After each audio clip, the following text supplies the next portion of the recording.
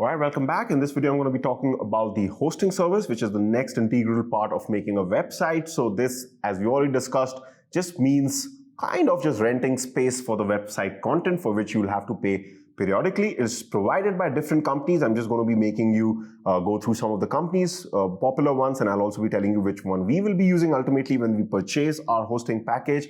And this is usually paid monthly. Okay, so this is going to store the content of your website. That's why I've just used this picture of a server room, because that's what these companies basically provide. This the server rooms where your website content is actually stored. Okay, so let's just look at the different companies that are in this game. All right, by the way, just want to point out, if you are getting confused by some of the things here, it will all become clear once we actually start the process of creating the website. Okay, so don't worry about things too much. And creating a website, by the way, is a type of a process where even if you don't understand things like what is hosting, what is this domain name, it's perfectly fine. Once your website is up and running, you don't really need to understand these things. My job here is to just make you aware of how things work. But even if you don't understand, and if you just follow what I do and create your website, it's absolutely going to be fine. Okay, so the most perhaps one of the most popular players in this department is HostGator. I've again, just like Namecheap, I've been using HostGator for hosting my websites since 2012. So I've almost completed 10 years with them. For me, according to me, they are simply the best, because one of the key things you have to remember about the hosting company. So a domain company is not that important because you're just buying your domain name, but your hosting company is very important.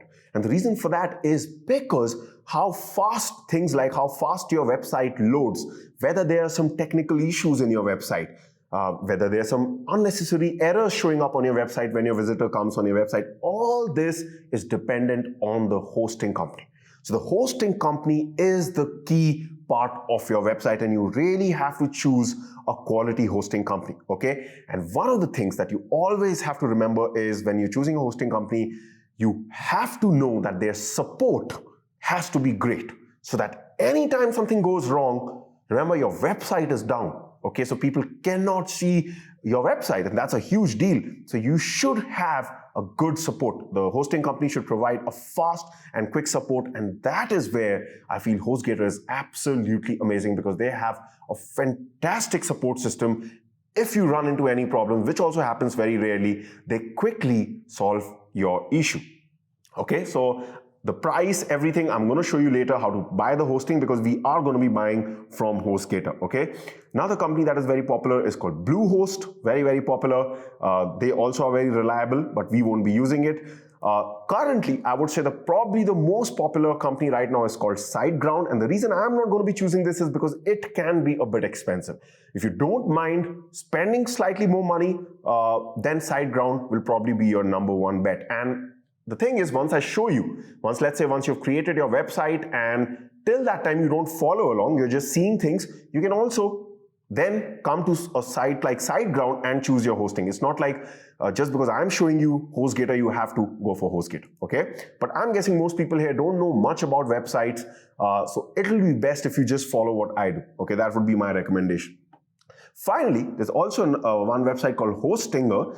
The reason I'm also showing this, and I'll talk about this later also when you see the price packages as HostGator, at that time I'll also show you the price packages at Hostinger, because Hostinger is known in this whole internet world for being super cheap.